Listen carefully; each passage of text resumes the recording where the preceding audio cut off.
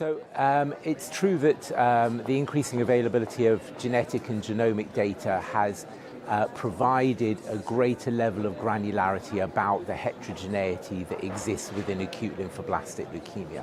So if you go back kind of 20, 30 years ago, you were talking about maybe 5 or 6 well-defined subtypes, and we're now up to about 27 defined subtypes in B-ALL and probably about another 14 or so in T-ALL. So this offers a huge amount of opportunity to break down the cohort of ALL patients into distinct genetic subtypes and look individually at how patients with those particular subgroups vary on therapy. Of course, some of them are quite small.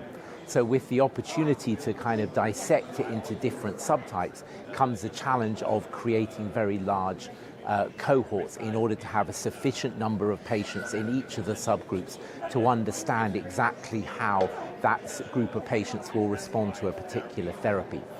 But from what we're looking at now, a very large proportion of patients will be treated according to their genetic subtype. So it's probably not 100% yet, but it soon will be, and that will provide a greater granularity in terms of risk prediction. The challenge, of course, is how do you integrate that genetic data with all the other risk factors, because we know age is a major risk factor, immunophenotype is a risk factor, as is white cell count, and of course your response to initial therapy. So the real challenge is how to integrate all those different factors into a kind of unified system whereby each patient gets the optimal treatment regime that he or she needs.